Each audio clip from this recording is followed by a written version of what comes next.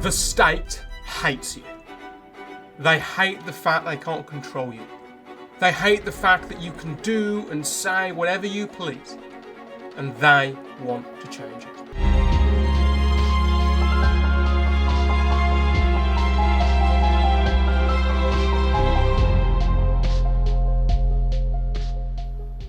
Now, is this part of some sort of broader conspiracy? Am I a conspiracy theorist? No.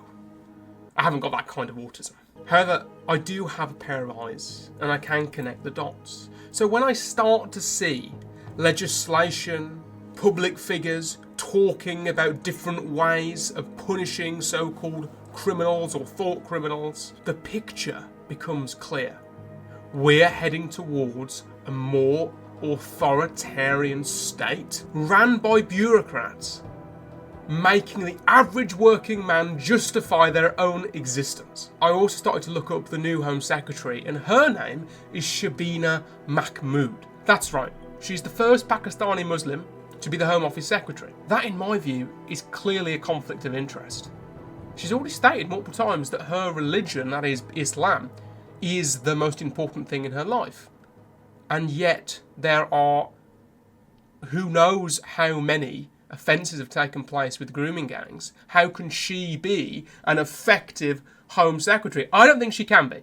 I think it's impossible, because she's going to stick up for her own, fundamentally.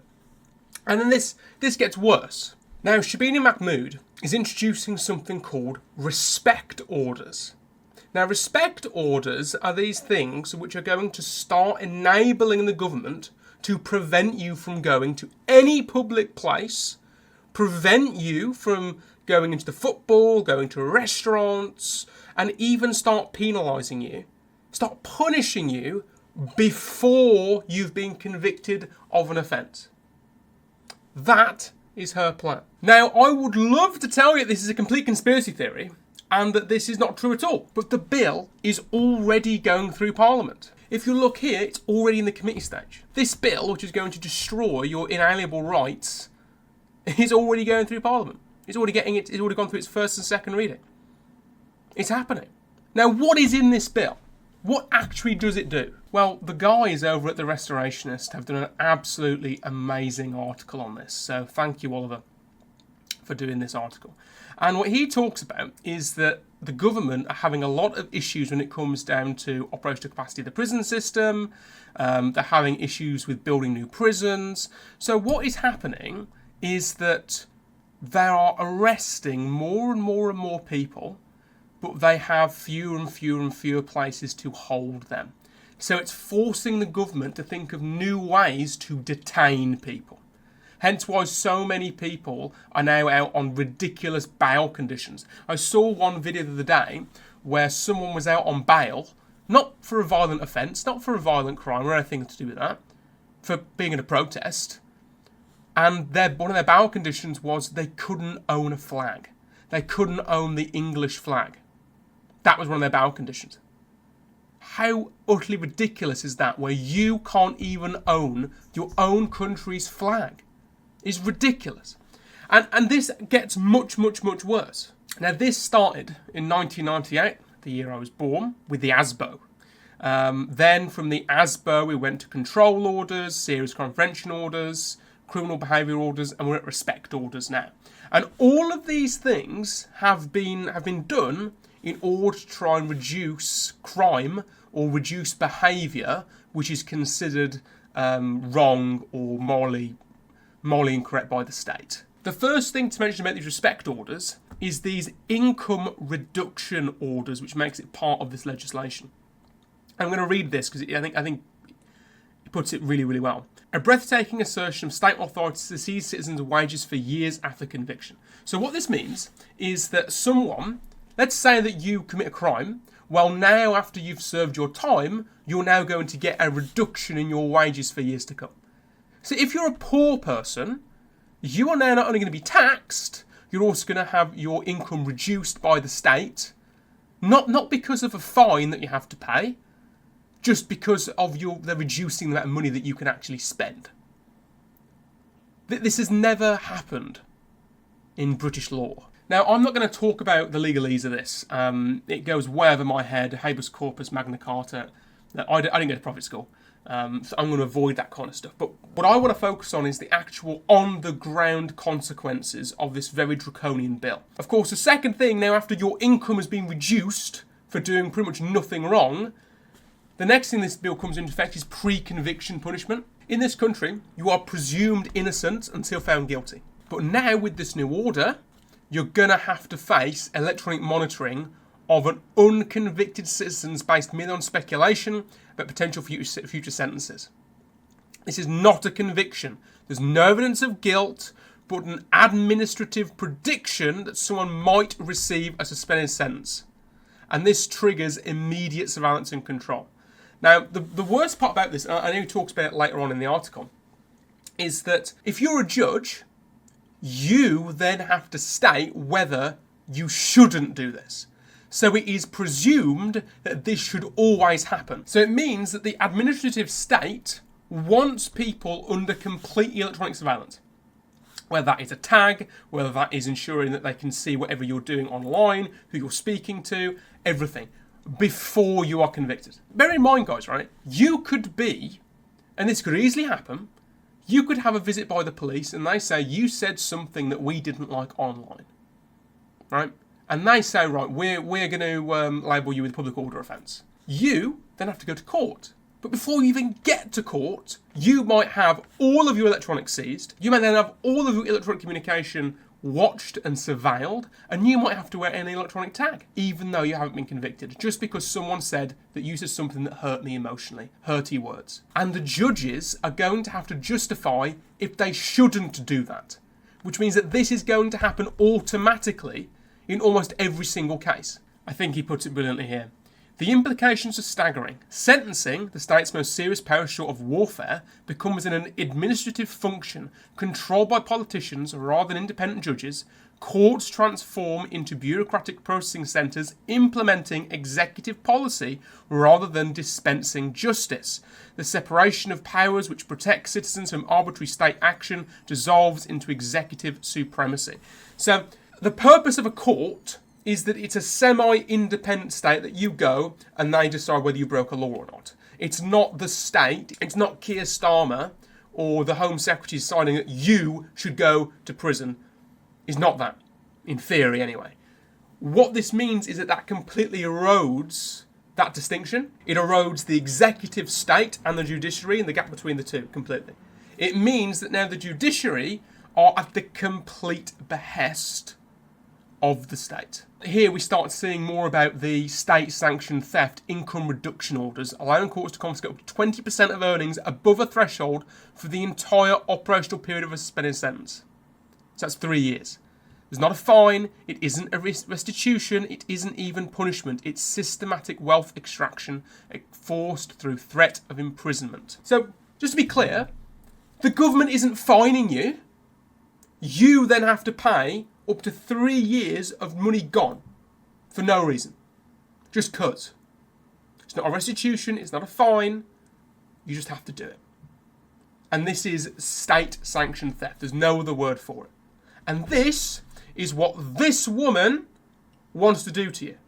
She wants to take away all of your ability to speak, to talk about anything, under the pretense of if you say something in this climate, then you might have 3 years' worth of your salary reduced by 20% after tax.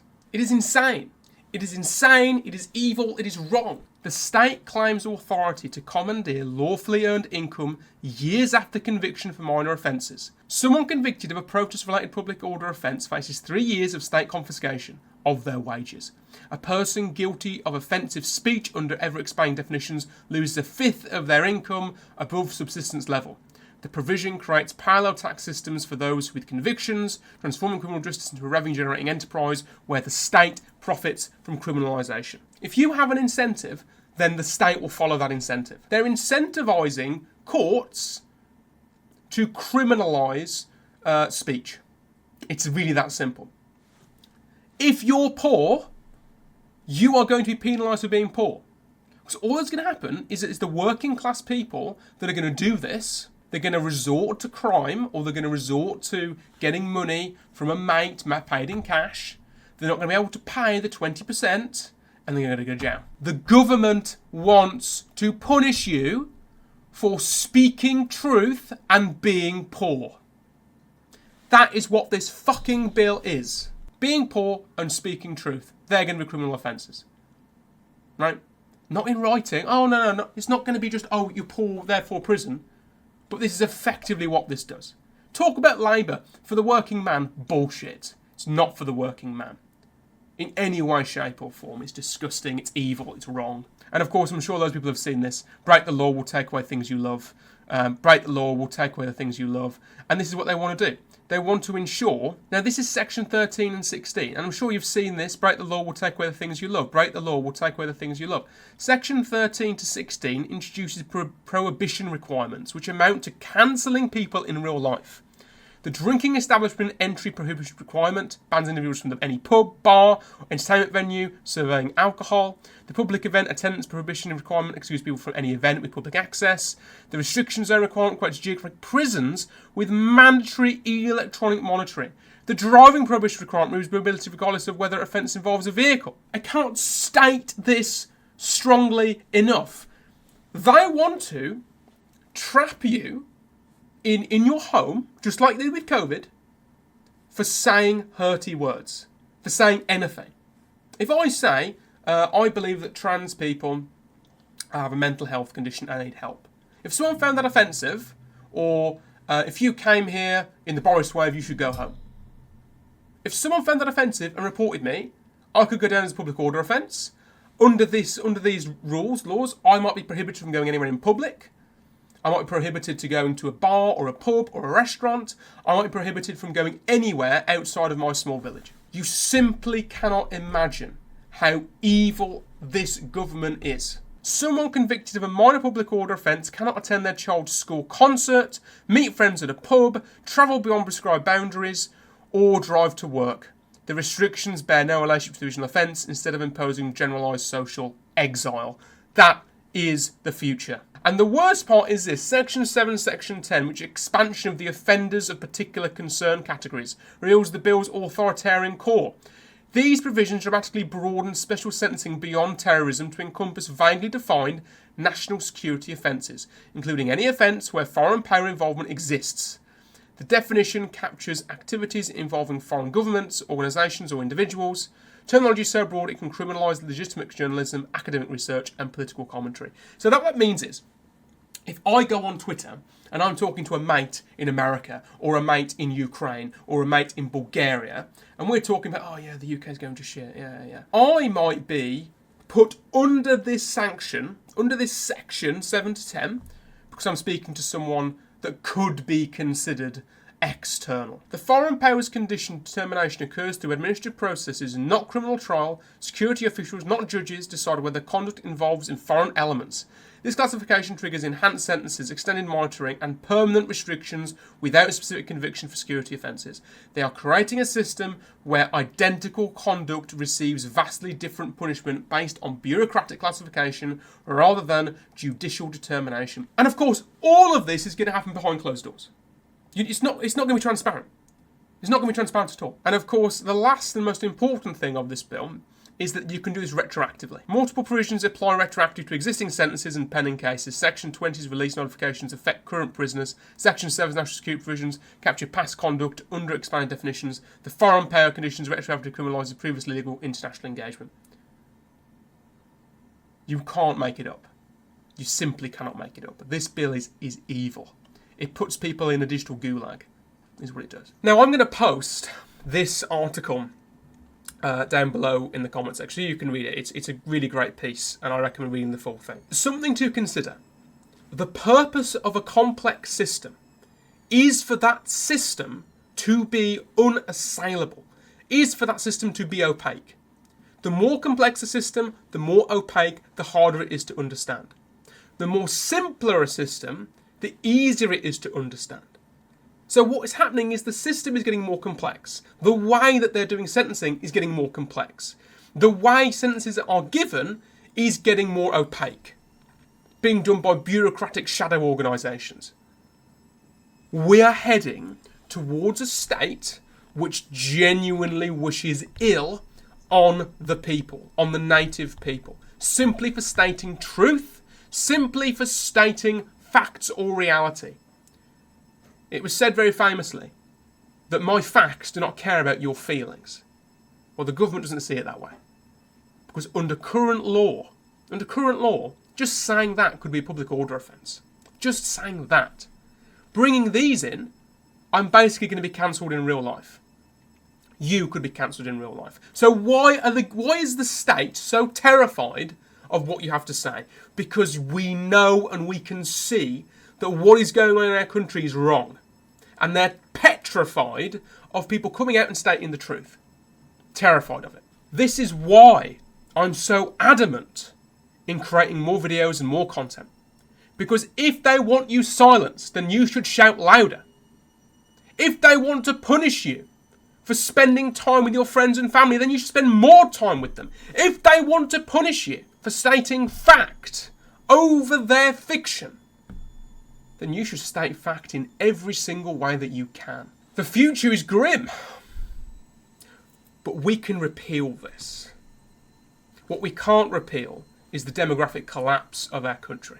And that is why demographics are destiny, and that is why it's important that we institute remigration as soon as possible.